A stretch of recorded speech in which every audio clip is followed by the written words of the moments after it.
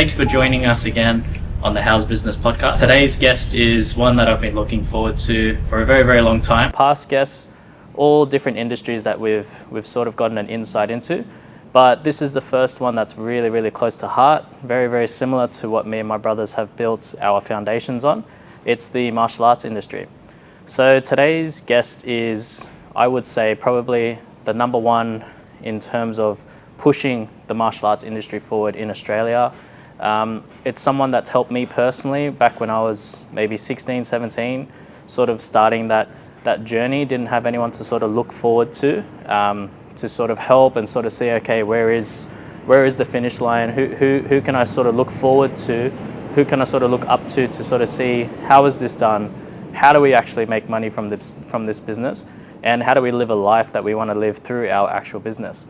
And today's guest, his name is Hakan Manav. Those in the martial arts industry, everyone knows who he is, but it's really exciting for me to sort of showcase Hakan to the wider business community, because as you know, the most successful business owners are ones that actually are passionate about what they do for business, but they're not doing it for the money. They're not doing it for anything else, but they want to just help those in the community through their business. So Hakan, thanks for joining today's podcast. Thank you, Travis. It's a pleasure to be here. First questions first, yeah. How's business? Very good, yeah. There's always its challenges, but for the most part, it's awesome.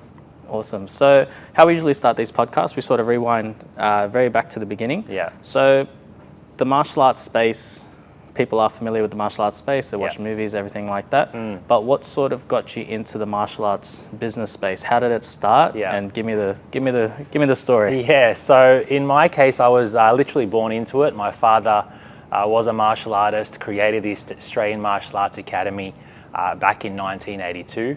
And from a single location to multiple locations today, I've been able to be a part of that growth, both physically in my martial arts career as well as the business side of things as well. So ensuring that we're able to create the systems around our passion in helping people and impacting people's lives positively. So it's been literally a lifelong journey that's given me many opportunities that I'm forever grateful for. Awesome. And sort of speaking to the audience that's listening right now, can you give us a breakdown of how does a martial arts studio make money? Absolutely. And then also, how does a martial arts studio sort of make money not only in one aspect, but give us the sort of broad spectrum? For sure.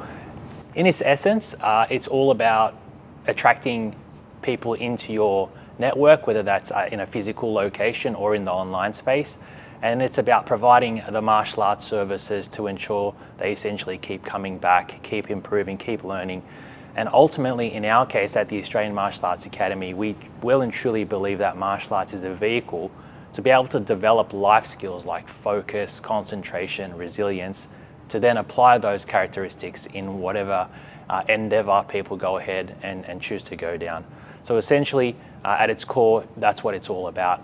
And most people see the physical side of things, the building, the classes, but behind the scenes, there are a lot of things that actually have to go into play. And this is where we're talking about structures of running an organization. The marketing, the advertising, the sales have to be there. The operations have to be there. The retention systems have to be there. You have to ensure that all of that is working cohesively.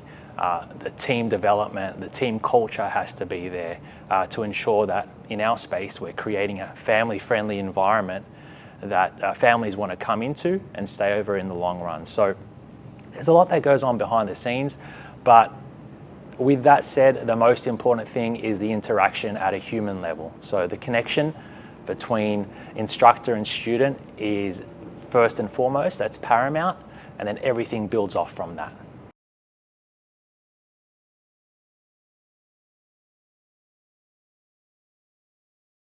Yeah, so when I look at the Anytime Fitness model, many locations, but I feel like what they do really well is they've kind of led the space in the convenience side of things, where time is becoming a priority for people. And it's one thing that they want to be able to control with all of our workloads increasing so much. So what they've done is they've been able to tap into that, but they're more of a while they run classes, they're more about providing the facility so people can come in and work in at their convenience.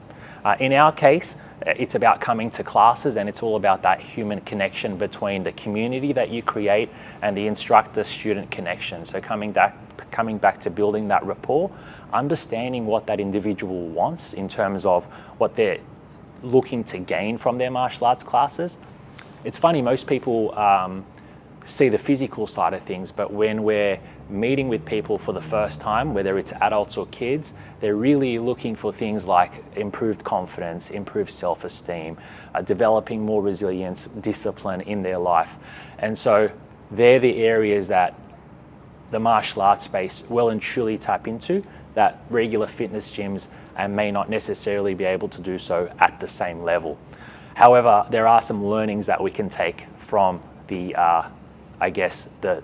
24-hour fitness model business, and that's being able to understand that people want their time back. They want convenience. So we've learned from that, and one of our most successful programs in our organization is the family classes that we offer that really allow families to train together, bond together. And there's a great saying that my father, the Grandmaster, really uses a lot that we embody as well, and that's a family that kicks together, sticks together. So that's what really sets our academy apart. I'm probably going to ask you questions that you haven't been asked before, Sure. because I'm also in the space. Yeah. What would you say, how do I phrase this? Okay, so a lot of people start dance academies, Yeah. they start, say, teaching art, Yeah. music. At a certain point, your passion can only take you so far, because at the end of the day, you have to start your family, real life, bills, things like that.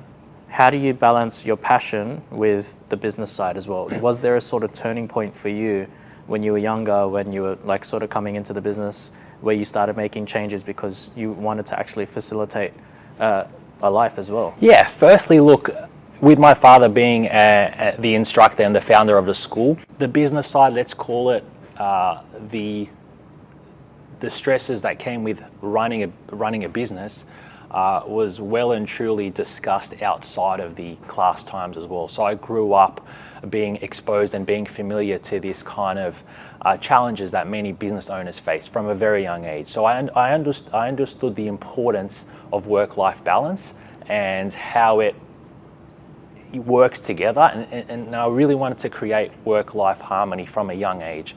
And so what that allowed me to do was understanding the importance of creating business structures and systems around ensuring that the business has the assets to be able to run systematically, and we put the people in place to put those systems into play.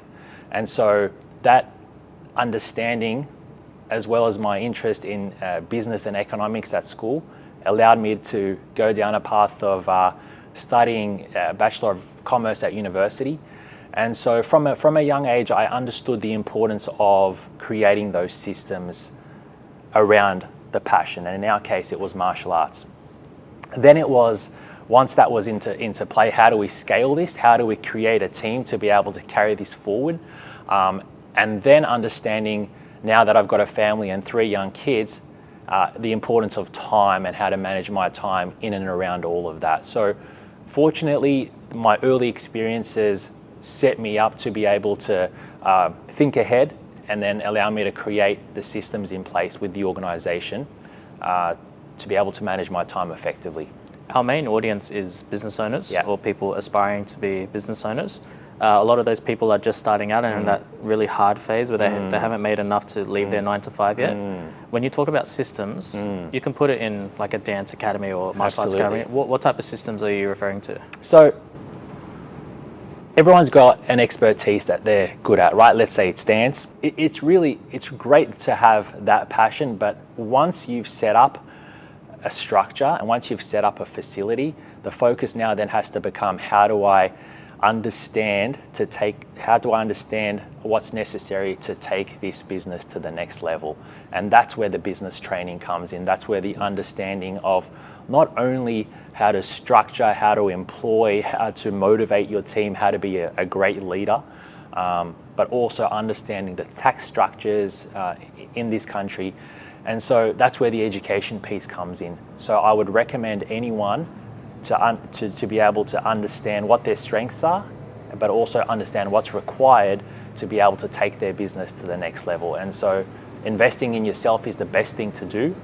And so I'd recommend that early training as much as possible, as well as trying to find a leader in the space that's walked that walk for you, and being around environments like that where you could feed off and pick the brains of successful people that have been in that industry.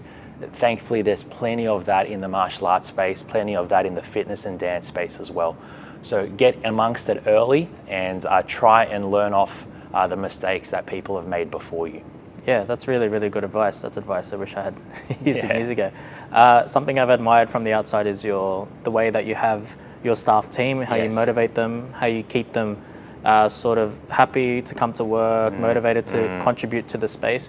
Can you give some advice to business owners about, one, hiring, two, keeping them motivated, and then three, any reward systems that you've found work? Because a lot of industries are similar to the martial arts industry where it's service-based. At its core, we need to care about our staff, right? We need to understand what they need individually. While it's good to have structures in place, like an organizational structure and reward systems, KPIs, maybe you have a commission system in place. All this information is general and you can learn all this out there. However, what's important is, as a leader, understanding what people require, what stage of life they're in, and being able to deliver and work around their individual needs. Once an employee feels this connection and care from their employer, they're going to stick around for longer. They're going to know that you understand what they need at that point in time, and then you're going to be able to deliver on that. Running a business is a long game, and so in order to continue to grow, we need to be able to invest in team and have the right team around us in order to have them stay for longer. Yes, the financial rewards are important. Caring about them on an individual level is paramount. And so really understanding what they need. In our case, a lot of our staff have been with us for a long time, 10, 15 years. And so we're witnessing them go through different stages of life. It could be late high school years to university years to starting a family, having a mortgage. And so as an employer, helping them through these different stages and understanding what they need through these different stages has allowed us to create the team of over 30 that we have at the moment. Say if they're going through university, they're getting a bit busy, things like that. What's a way that you sort of support them as an employer? Flexibility, being as flexible as you can and understanding that there has to be some give and take in there. So caring about what they need at this point in time and working around, in this case, possibly their university scheduling, but then also understanding what the academy needs, understanding what their strengths are and marrying that together and letting your employee know what's important as an organization and finding a way to make that work. And that's important. If we can come to terms on that and we can see both sides create that harmony between both parties, that's going to work, I feel like, in the long run. So it really comes down to caring about what the employee needs and then setting them up for their future as well. So showing that there is a future in the organization. Do you have any guidelines or do you have any sort of morals that you sort of look for when you're hiring for success for the business and also the culture that you have? Yeah, so most of our hiring happens from within. So we train our staff and then we have an internal staff development pathway that we provide. Most of them happens through there, while we also have external hires that we bring into the organization as well. So there's a few things that we want to look for early on. And that's attitude, right? So coming in with the right attitude, the skill and the technique, and that could be taught and that could be trained over time, but someone that is professional, that's got the right attitude, that's positive in nature is really, really critical in our space, because when things get tough, you know that they're always going to show up and they're going to bring their best foot forward to continue to carry the mission forward of the organization. So we're really looking for the right attitude, professionalism, and punctuality early on. Yeah. And then it's these simple things that lay the foundations for a great relationship moving forward. Yeah. Similar to you, we had someone else on the pod. His name's Buzz. He owns the Proform physio spaces. Something that he did was he revolutionized the physio spaces to make it very modern, very chic, very him. And then when I go to your gyms, it's the same sort of way. I know that there was a big change in the 90s, early 2000s, where the gyms were all floorboards, old school, and then you sort of brought it into the modern age. What do you think was your main sort of thing that made you stand out in those beginning stages before social media, before all the gyms sort of learnt from each other? Was there a moment where you're like, nah, I want to change this? Yeah, so martial arts is, the tradition of martial arts is based upon discipline. And in the late 80s and early 90s, it was hardline discipline, right? And that worked in that era, but the world changes. People's needs change, education space changes. And so what we understood early on, that creating a positive environment and disciplining through a positive way was the cornerstone in developing a place that people wanted to come. So we're still meeting the outcomes. We're still ensuring that the tradition of martial arts is still there, but we're doing it in a positive manner. And we understood that in the early stages, where we wanted to create a space where people can come, feel safe, feel like they can still learn and be the best versions of themselves. But what really changed is how we structured our classes, and what really also changed is the way we delivered feedback to our students. Right. And so we went from punishing people by giving them push-ups to empowering them and giving feedback. One framework that we teach our staff from a young age is the praise feedback system. And so it's all about, letting people know what one thing they do really well, an area they can improve upon, and finishing that off with another positive element for them to encourage them to keep going and keep improving. So the way we delivered feedback in a connection, in a one-on-one connection, really helped lay the foundations in those early days. Yeah, I think that's a framework you can use in all aspects. Yeah. I was just thinking of like a barista or someone training someone else that can really use that framework. It's difficult because running a business at times can be high pressure. Yeah. And when we're under that pressure environment, we can resort to just quick feedback. We can resort to letting our emotions take over. And so the more we can recognize that positivity and create a space where our staff feel welcome, they're going to then create a space where your clients are going to feel welcome as well. Yeah. I want to take you back to sort of maybe a time in business, something called the learning chapter, where you know what the future is, but you're not quite there yet. No one, people are there to support you at the beginning, but that middle stage is no one really there. A lot of business owners talk about that stage. I've been there multiple times. I want you to sort of give us a rundown. There's people listening right now that they're not struggling, but they're about to throw in the towel. They're not sure if it's going to work out. What got you through that phase of business? Because we've all been there. And thinking back to young Hakan or younger Hakan, what piece of advice would you give him? That's a loaded question. Yeah. But I like it. The hindsight question is always a tough one because we learn through our experiences, right? We learn through our challenges. Life makes sense backwards. Exactly right. And so you often talk to people and they'll say, I won't change a thing. Like, they could go through the toughest challenges because they know that those challenges make them who they are. So throughout the course of our academy over 40 years, there's been many mistakes and many learnings that we've had. And they've been in different areas of the business. They've been in the staffing space, in how we handled employment and onboarding. More recently, there's been a lot of challenges around the COVID space. And all of the uncertainty that brought across the world. And so what does it boil down to? Number one, it boils down to believing in what you offer is going to make a genuine difference in the world. So coming back to the service that you provide in our case, and having that full-fledged belief and conviction that what you do is going to better the world, and backing that completely. So backing yourself, backing your service, backing your product. That's the first thing. The second thing after that is ensuring that you remain, I guess, calm in these kind of scenarios and have that faith that things are going to work out. You just have to have that faith.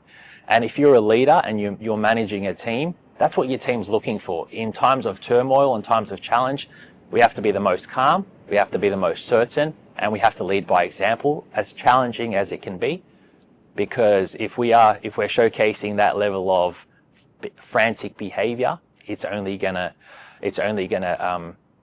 Get worse. yeah, it's only gonna get worse. So for us, when I think back to the COVID period, while there was so much uncertainty, what really helped is remaining calm, being firm, ensuring that everything was going to be okay, being able to adapt and still create that community in that time was really important, and then providing a clear pathway going forward and how we were going to structure things. But there are a lot of learnings. It's been if you were in that, like, if you could relive one of those days, what's like a voice that could have said something that could have like sort of, or something you would have seen on a podcast that would have really got you through? Yeah, like it's hard to pinpoint one thing, but it boils down to the self-belief that everything's going to be okay. Like, it's going to work out. And so showing up, remaining positive in those tough times is going to help you find the good in what you do in the most challenging environments, and that's going to keep pushing you on a day-to-day basis. So that's really helped us. Like one piece of advice that I got when I was actually lucky enough to come upon the advice as I was going through it. Yeah. It was the whole thing about, like, if you're in the same space you've always been, and then you start changing and people start changing around you, it means you're going the right way. Correct. And that was something I wish someone told me long time ago. Yeah. And I think, speaking on your point, the martial arts industry is very lonely. Yeah. Like, it's not an industry where people are sort of poaching per se, but everyone's always trying to learn off each other. But because at the end of the day, you are in competition with each other if they're in the general vicinity, it's only in the last 5-10 years that people are actually sharing information. Yeah. Whereas other industries, they've been sharing information forever. Absolutely. So I think that lonely sort of headspace can be hard. And at its core, when you think about it, our working hours, our prime time working hours on when we're offering classes is completely against the rest of the world, right? Our prime time being, say, from 4 p.m. right the way through to about 8:30 Monday to Friday. Yeah. And so that's when all of your friends and family are off. So it's difficult to have that human connection, and then you could be working weekends. So being smart around your timing is critical, because we all need that a connection outside of our martial arts world. So having that is important. But the learnings are important, because having a team around you and people that you can bounce ideas off, and people that's going to support you, and that could be team members, that could be friends, that could be family members, is critical, because they're going to be able to back you no matter what, and that social connection is key. I don't know if you went through the same thing, but when I was younger, 14 to 21, people starting uni, hey, what are you going to be? I'm going to be a lawyer. I'm going to be this. I'm going to be that. And then when I tell people, I think I know where you're going with this. I have a martial arts studio. Yeah. When I finish school, Yeah. I'm going to make this martial arts studio very big. The first thing people say is, oh, really? Yeah. Oh, yeah, okay, good for you. Like, let's see how that works out, sort of thing. Like, did you go through that phase? Yeah, totally. My upbringing was that. It's funny you say that, because during my teenage years, although I did a commerce degree, I never really wanted to go down and do an internship. Or I did commerce degree as well. Yeah. So I didn't want to do an internship or work in a large firm. I knew that we had something good right here. I knew that my father started something that could have a real impact in the community. And so I wanted to transfer all of that information that I had and apply it to our organization. And thankfully, in that time, it's worked in leaps and bounds. So it's been wonderful. It's funny. Mine was the opposite. When I went into my uni degree, I was like, okay, I'm going to leave Taekwondo behind me. I've been in it my whole life. I need something new. But it wasn't until I started studying commerce and then started seeing the jobs and the graduate opportunity, I was like, oh, wait, hang on. Yeah. Like, what am I doing? Like, and that's the thing. That's the thing. Like, when I would meet people, the conversation would be like, hey, what's your name? What do you do for a living? And you could tell that there was a negative connotation towards what we did. It wasn't respected, say 20 years ago, as a legitimate career path. And genuinely deep down, it was one of those things that I wanted to change. And not for everybody else, but I wanted to prove to myself that, hey, it's a great career path. It is a genuine career path, not for myself, but for my team. And thankfully, we're able to provide that for about 30 staff at the moment who are well and truly extended family for us here at the Academy. They come through this system, they earn their black belts.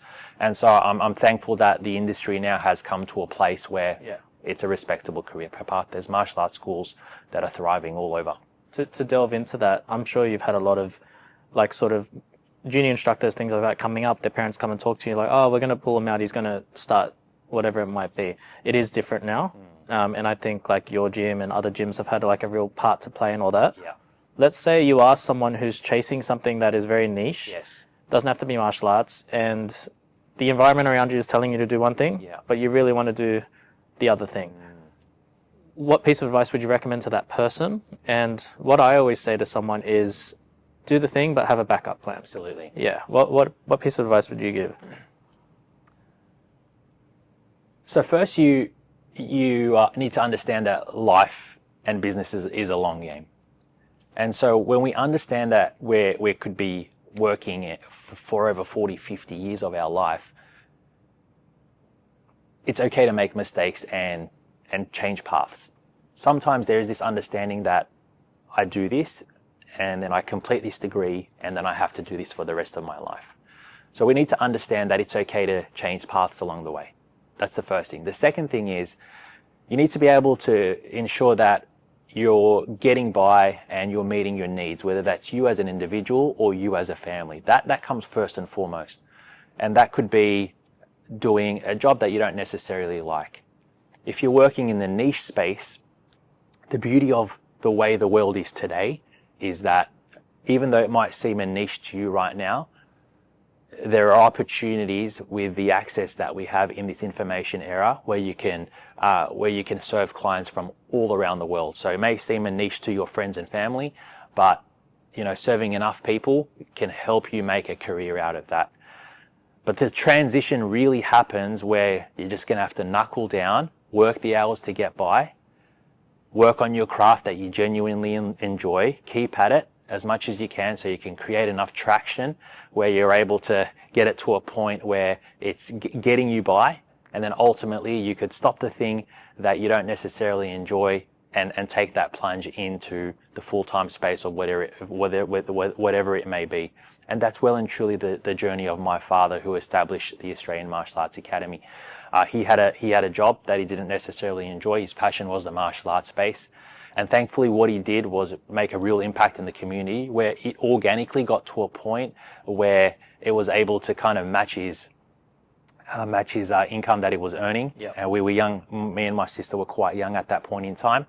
And so with that niche, it's really important that you're organically helping people with what you're doing. So it has to be relatively easy in what you're doing there, where people are kind of feeding off your service that you're providing.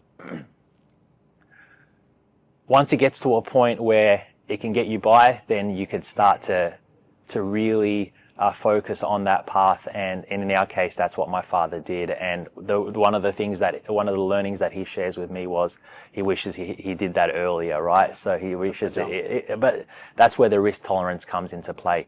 And that's where each individual's approach to that risk is different. And we need to understand what that tolerance is, because if you do have a family, the responsibility and the sacrifices fall on not just yourself. So I think to build off that, you're all about helping people. I'm the same way. A lot of people, be careful not to put yourself out there too much. Make sure you do look after yourself, look after your own. Make sure you're eating right. Make sure you're sleeping right. Correct. You can help as many people as you want, but you can't help anyone if you can't help yourself. Absolutely. So one question I really wanted to ask you on the back end of that is business owners that are also martial artists. I've seen it's a good relationship there. Like there's nerves that come together, martial artists and business. What do you recommend for martial artists that are business owners, or like why do you think that martial artists make such good business owners? It boils down to what martial arts training offers an individual. It boils down to showing up where you may not feel like it, developing that resilience, the goal setting abilities of working towards a goal, whether that be a black belt, overcoming challenges and obstacles. Martial arts training puts people in challenging situations. And so you're familiar with dealing with physical stress, emotional stress, and then you're understanding the importance of rest and recovery. You're taking care of your mental health. All of this is entrenched in martial arts training. And so the benefits it has on the individual is incredible. And that is why I feel like a lot of martial artists can become great business owners, is because they just apply those characteristics. They know that there is that delayed gratification that is required to be successful in any space. And so it's a seamless transition into the business space, but it's also a seamless transition into many paths that you wish to go down, because the foundations are there. So it really boils down to the characteristics it instills in the individual, and then you apply those, in this case, to business. To any business owners that aren't in martial arts, how would you recommend they get into it? Find a martial arts style that could possibly resonate with you for a business owner. And so if you're interested in close combat, grappling style could be one for you, could be boxing. If you're interested in, say, something more traditional, you could look into, say, karate or taekwondo, but find something that's gonna resonate with what you enjoy as an individual, and then commit to that a couple of times a week, and you will find that putting yourself voluntarily in challenging situations is going to develop and increase your resilience to challenges. And you're going to find that through that training, you're going to show up to work in a clear headspace, and you're going to be able to, show up in a much more positive light, even though you've gone through a strenuous physical training session.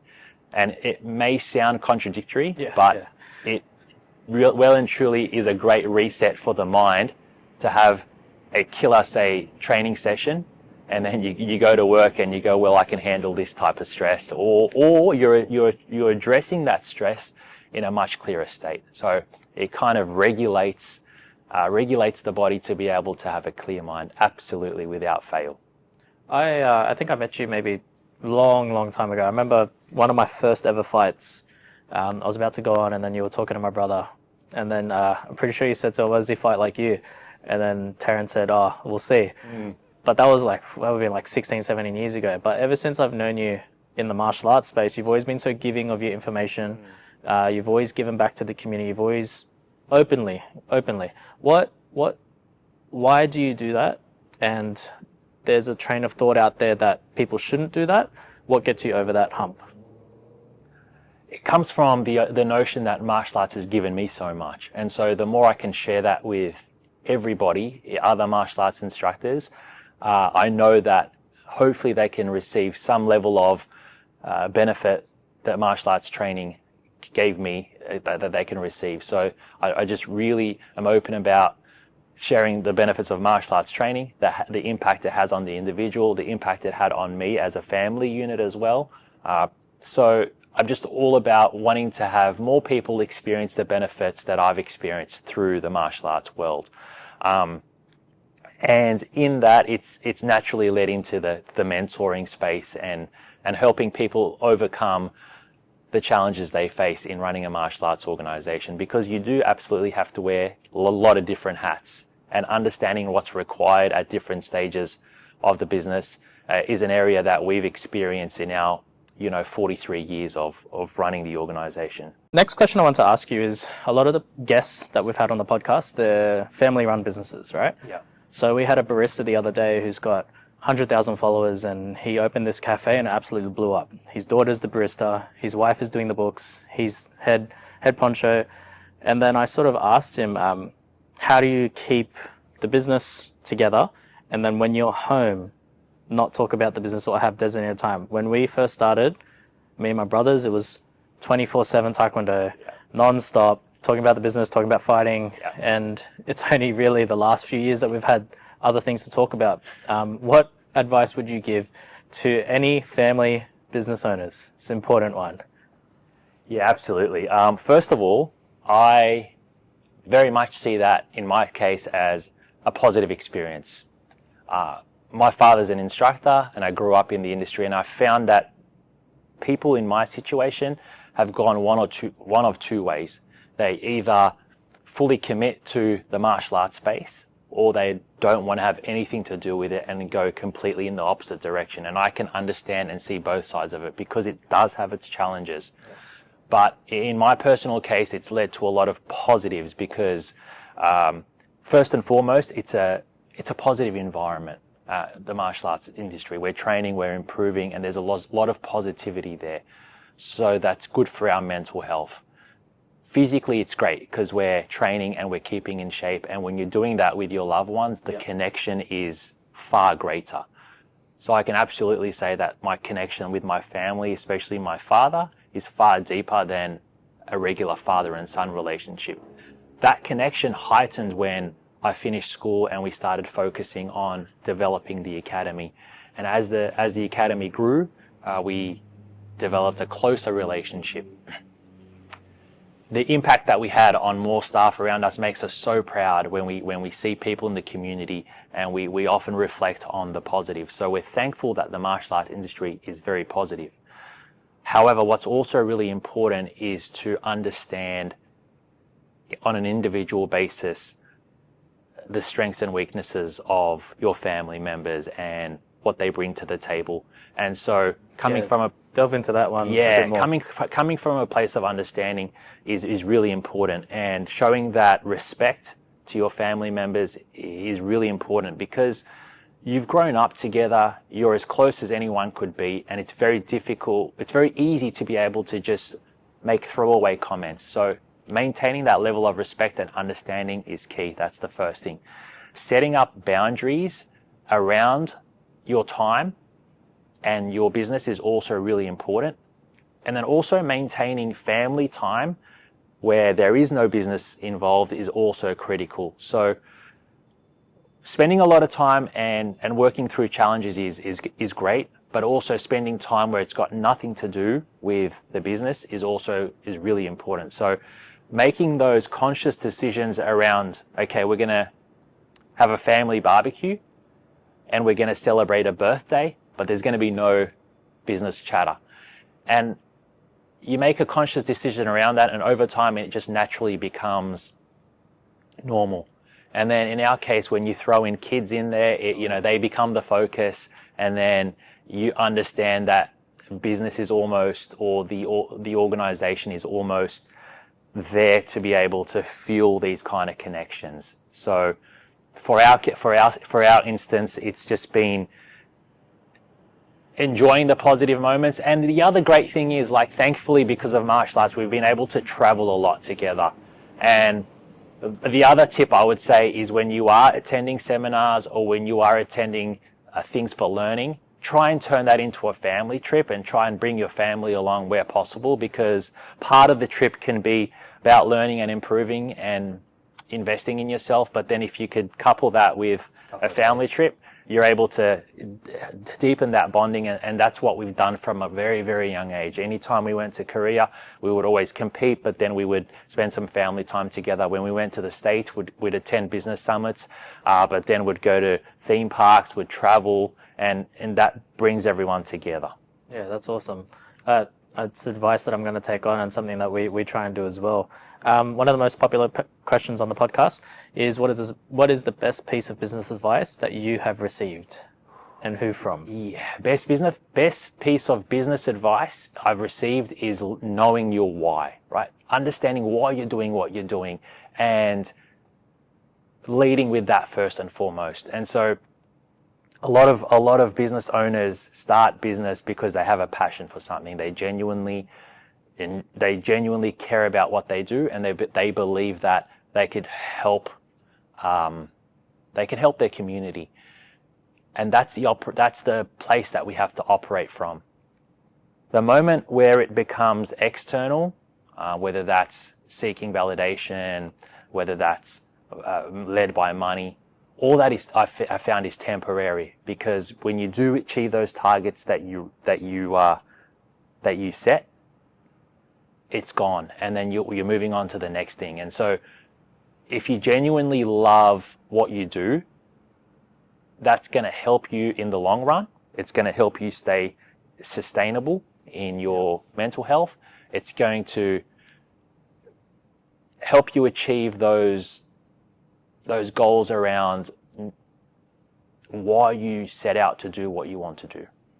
I'm going to spin a service-based business like yourself, martial arts center. What is the one piece of advice that someone came in and told you that changed everything? I'll tell you one that someone told me. You told me back in the day. Yeah. You gave me a big crash course on timetables. Yes. How you scheduled your timetables, how your classes sort of revolutionized. That changed a lot for our business. What's something that someone sort of told you? Yeah, that actually builds off on what I was going to say was your client comes first. So knowing what your client needs is paramount. So putting their needs first and foremost is key. And that conversation around timetable is critical, because you can have amazing classes, you can have an amazing program, but if it's not suitable for who you want to serve, then it's simply just not going to work. So knowing what people need, and this is ever evolving and it's ever changing through the landscape of the world that we live in. And so consistently asking yourself, who is my target demographic? Who's my ideal avatar? And how could I best serve that individual person on a one-on-one level? In the service-based industry, it's going to help you grow your organization. And the beauty of the service-based industry as well, I've found, is that with the landscape around the digital space changing and how that's consistently evolving around, say, Facebook advertising and the impact of AI, what's never going to go away in the service industry is the connection that we have between people. And so if we can do a good enough job at that, word of mouth is going to help you sustain your business going forward. And so that's great, because it boils down to what we're actually focusing on. And so all the others are almost secondary and they add on to what you do, but do a good enough job, help that one person who ideally tells another person, who tells 2 or 3 people, and then there you have a great business right there in front of you. On that, a question that something that people don't talk about is you'll have 99 good reviews and one bad one will hurt your staff, hurt you. How do you move on from that? Not saying that you have them, but like it does come around every so often. Your service isn't for everyone. Yeah. How do you mentally get past that? First of all, look at your business objectively. And it's difficult because we're in it. And so we've got that emotional connection to it, which is why it cuts deep when you get those negative reviews. So number one, try and see if you can have a 10,000 foot view. That's the first thing. See if there's any validity to what they're saying, because oftentimes these can be great learnings and changes that you can make going forward. So look at it in an objective light and see if there's any truth or merit to it. Say in the case of a negative review. Ask a friend, hey, does this make sense to you? Because when we're involved in it, it can be difficult to see that. Then it's important to address it with positivity, and it's important to address that person's concern. Deal with it if you can, but ultimately, if like you said, if it's a one out of 100, for example, that could just be an unhappy customer, and it's difficult because you're never going to please everybody. And so if your intentions are right and you're leading from a place of care and you meant the right things, that's where we have to come back to. And come back to, hey, this was an honest mistake, or there was a miscommunication here. There is no truth or validity to what this person said. Then you can simply move on and move on to the next thing. However, if there is a learning that could be had from this, absolutely learn from it, make the adjustment and move forward. However, what I found in our many years of running the organization is that any change that we made is always going to lead to some unhappiness, because as we know, people don't like change. However, if we genuinely believe that it's for the better of the academy in the long run, we have to stick to our guns and make those changes. It's difficult to do, but it's a skill that has to be developed. And because we're in it from the long run, you're going to look back at a lot of the changes that you've made through learnings or through other successful people in the industry, and you're going to be thankful for it in the long run because you know it's the right thing to make. Right thing to do. Yeah. Lastly, this is my favorite part. Can you give me your best ever day in business, one that you recall? And then can you give me your worst ever day in business? You can choose with either one. We've had some pretty good ones. We've had some pretty bad ones too. Best day, man.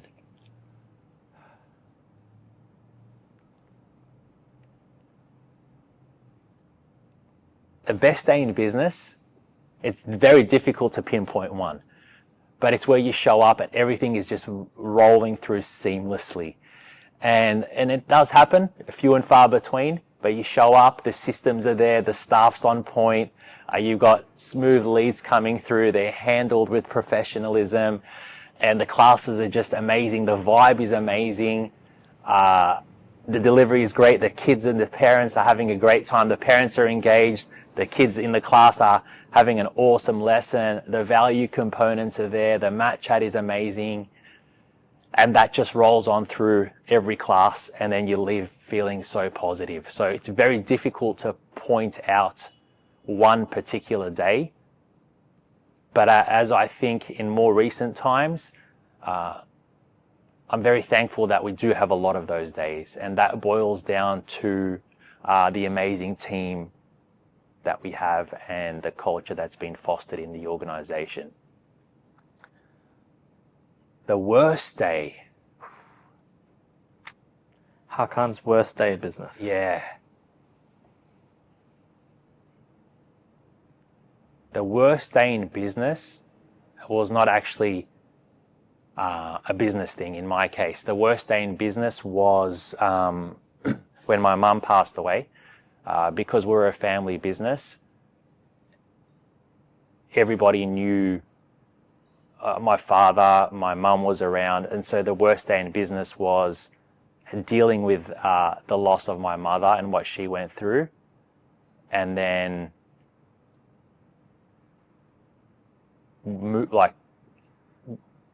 carrying forward with that load. Obviously, there was grieving time there. But when I say it was the worst day, I was also very thankful because coming to work was a positive, right? The team were amazing. The families and the members were extremely supportive. So it was the worst day in the sense that I had that emotional burden of losing my mother. But I look back and it points to a positive, right? And a lot of the worst days in business where things aren't going right, you look back and you actually are thankful for something that could go wrong within the organization. In terms of, in my case, I was thankful for the community that we had created that was so uplifting for me in bouncing back from a tragedy, in that case, in a personal tragedy. So I'm very thankful of the community we've created. Your community is the pillar of your business. Like many businesses, like when that thing happened to your mother, sorry to hear. I do remember when that happened. A martial arts community comes together in those moments. Yeah. Not all businesses are community based. Yeah.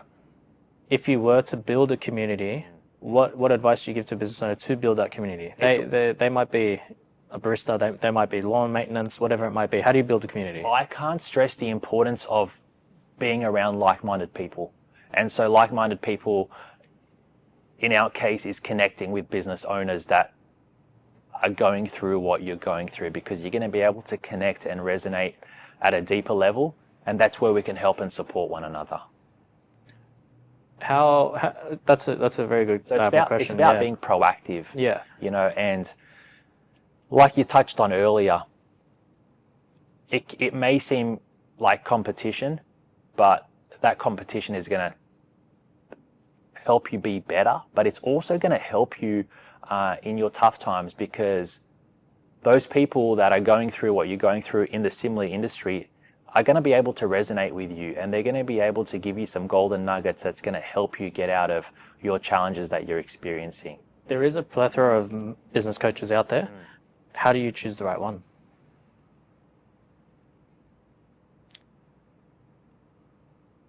The right, I guess, business coach is one that's going to be able to recognize where you're at objectively, and then give you 1 or 2 steps that you're going to take to be able to get you through to the next step. So understanding what path you're on, what part of the journey you're on in your business capacity, and then it's going to give you 1 or 2 tools that's going to help you unlock that, and it's going to guide you through that to help you get to the next level. That's the strategy side of it. But beyond that, there has to be that connection around understanding and ensuring that you can resonate and get along with that coach, because that is critical too. So Yeah. connection. Last question, vision for the future. What are your business goals? Yeah. And then what are your life goals? Life goals is to be the best father and husband I can be to my family. Business goals is to continue expanding our reach as an organization, then providing pathways for our instructors, who I care about dearly, and then providing not just instructor development pathways for our instructors, but hopefully having a positive impact in the martial arts industry through the services in providing pathways and services and trainings for instructors, for school owners to be able to hopefully make a positive impact in the wider martial arts industry. That's the goal. And very last thing to the audience that's listening, Hakan, like I said, probably number one in the space. If you are in the fitness industry, if you're in any type of service-based industry, especially if you're in the martial arts industry, please give Hakan a follow. Hakan, last piece of advice to any service-based business, any business. Rest of the year, we're in August. Yes. What mentally is carrying you through to December to finally get that family time at the end that we're all looking forward to? What's keeping your eyes on the prize at the moment? Yeah. So for me, it's all about scheduling and calendar. So each and every year that we operate in business, we put the important things into our schedules, and then it's important we stick to that and ensuring that we're ticking off all the things that we need to do that we set out, say, earlier on in the year. And at this time of the year, we're coming out of winter, and so in the service space, in the martial arts space, we're about to hit another peak in terms of new enrollments, with other sports ending and the weather just naturally heating up. So just preparing for that and ensuring that we have everything in place to be able to service our community in that space. But yeah, calendarizing, scheduling, and working towards achieving our goal is what we're going to be focusing on in the rest of the year. It's going to be an exciting end to the year. We've got a lot of things in the pipeline that we're working on, so I'm excited to execute on all of that. Can't thank you enough. Yeah. Hakan, thanks for joining us on the How's Business podcast. I know that I got a lot out of this podcast. I know a lot of people in the business community will get a lot out of this podcast, especially the bits about the instructors and how you give back to your staff and developing your staff. If anyone is wanting more information or more about Hakan's story, we've left the description below the video. Please give Hakan and his martial arts studios a follow. We love his work. He's helped us immensely in the past, and he's a great friend of my brothers and obviously the pod. And can't thank you enough for coming on the How's Business podcast. Thanks heaps, man. Beautiful. Awesome. Beautiful.